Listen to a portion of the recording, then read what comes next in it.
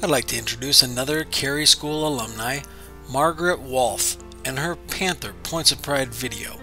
Hi, I'm Margaret Walth. I graduated from Carey High School in 1955. I was Margaret Patterson then.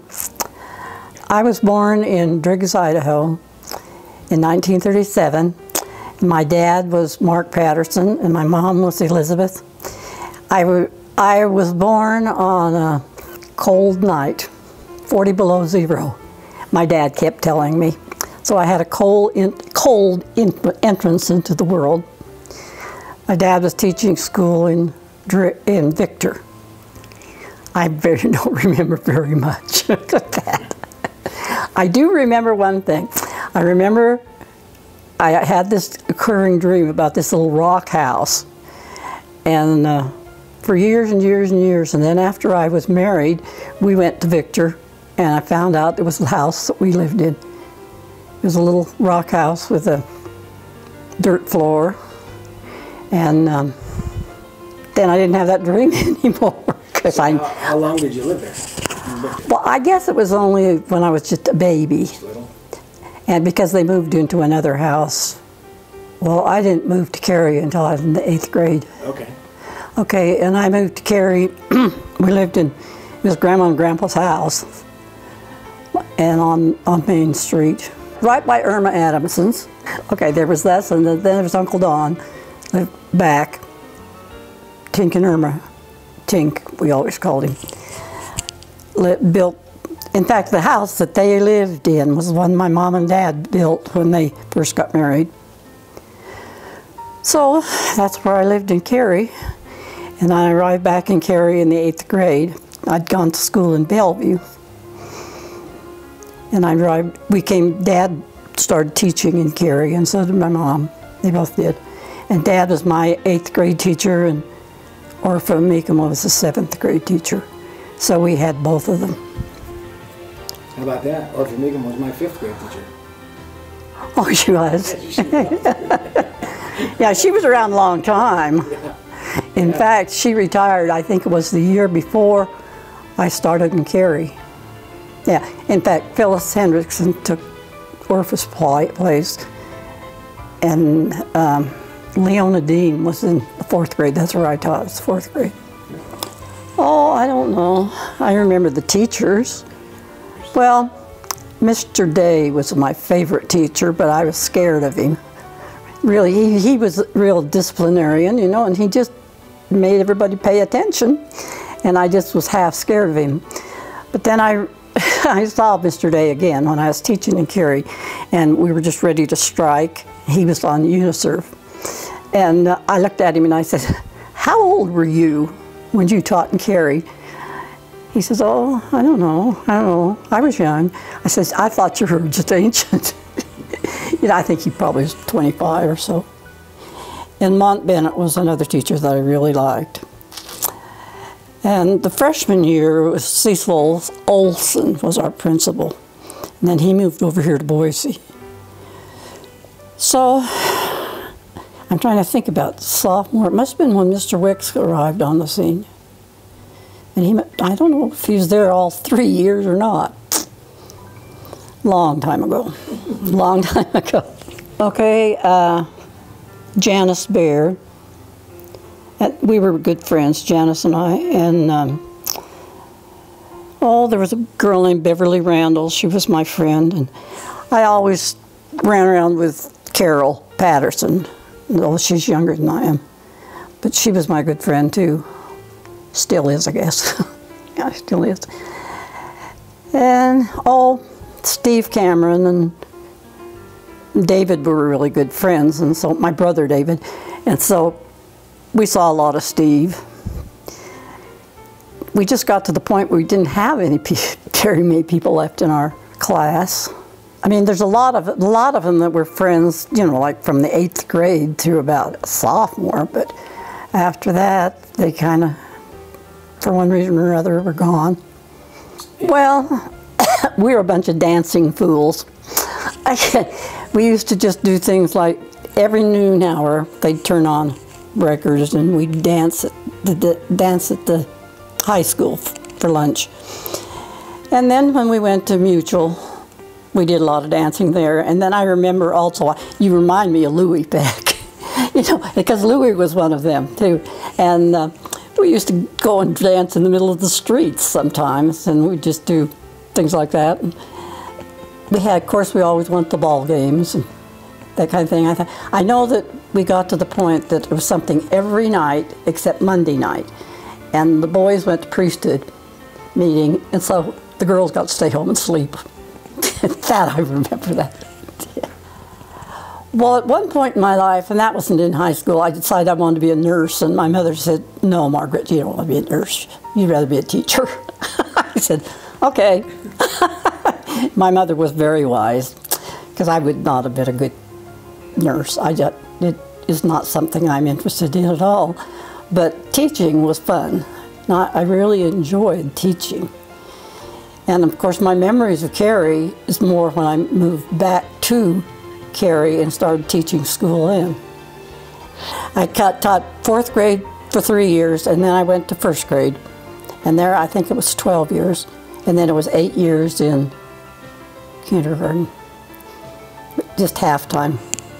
I graduated from high school. I went to Rick's College. And then I taught school in Jerome for 3 years. And then I taught in Pocatello for a year, and then I got married. And then we headed out to, my husband's in the Navy, and so we headed out to Norfolk, Virginia, and I taught there 2 years. And then I taught in Saratoga Springs, New York for a year. In the meantime, I've had 2 children, and then we ended up in Carey. I ended up in Bellevue, and then I ended up teaching in Carey. I think I was 40 years old the year that I started in Carey. Yeah, and then I retired from Carey. Yeah. Well, I like teaching, and I have been a teacher in Relief Society for years too, and I taught primary for years. And now I'm not doing much of anything. I just have been to DUP, which is Daughters of the Utah Pioneers, and that's been kind of interesting because a lot of the ladies are from Salt Lake, but my grandparents moved into Carey in 1910, I think. So a lot of the Utah things I don't really know, but it's been interesting. We read stories, and we have stories of our families, and then we have a lesson every month. Yeah, I have one biological one. My son has married a gal with 2 kids, and that's Simon and Emma, and they're all big kids now. And my daughter Pam had Amanda. She's 18 now, so they're big kids now. They're not babies. My next step was to go to college, and I was just kind of a naive kid when I went to college. I just didn't know what was really going on, but I got through it for 2 years, and then I taught for 3 years, and then I graduated. I graduated the year my son was born from college, and I was 63. I didn't go to graduation because graduation was on the Sunday after my son was born. So I didn't get to go through that graduation. The hardest part of my life was when I was teaching school in Carey, and my mom and dad got sick. And so I had a lot of responsibility then, because Dad was in the nursing home for 3 years, and my mom died 10 years before he did. So that was probably the hardest part of my whole life. Otherwise, I haven't had a very tough life. Oh, I guess my kids. And teaching 33 years, there's that. And then my kids are both really good kids, good citizens. That's what makes me happy. And I don't know, I feel like I was a good teacher, but I'm, you know, you never know. You know, kids tell me that they really liked me as a teacher, but I don't know. But anyway, I've known a lot of kids and taught a lot of kids. And, you know, I can name a lot of the kids when I stop and think about it, but they're all 6-year-olds in my mind. When I see somebody on the street, I don't know who they are. I don't see very many people here, of course. Well, but the thing of it is, I taught them as little kids, Right, sure. and they've changed so much, of course. Oh, I was just thinking about, we've done a lot of traveling since we moved over here, particularly. We bought a timeshare, and last summer we went to Canada, and we got on a train in Vancouver, and went to Jasper on the train. That was interesting. The worst part about it was just cold, cold, cold, and it snowed on us, and it was the 3rd of July. So this winter we went to Mexico, down to Puerto Vallarta, and that was fun. That was really fun. And except that when we came back, we were all sick, so, you know. And we've been to all the islands in Hawaii. We took one was just a cruise, and then we stopped at the different ports. But we have gone Oahu, we've seen an awful lot of Oahu and the Big Island. Maui and Kauai, we haven't seen an awful lot of, but that was just a daytime thing we went in. And we've traveled most of the Northwest. I think New Mexico is the only state we haven't been in. But of course, I lived on the East Coast 3 years. Well, yeah, 3 years. We lived in Virginia 2 years, and then we went to Saratoga Springs, New York for 3 years. So we've been across country, but I've never been very much south. South, we went to Florida, and it was the hot and humid that I didn't want to go back there particularly. Anyway, but we lived in Virginia for 3 years, and it was hot and humid too, but not like Florida. And we went to Victoria the one time for a family reunion, and that was fun. That was fun. The first time I really had ever ridden a ferry, and because you have to. Because I have nieces in Victoria too. David's two girls live in Canada. We went to Brandon, Missouri. That was fun.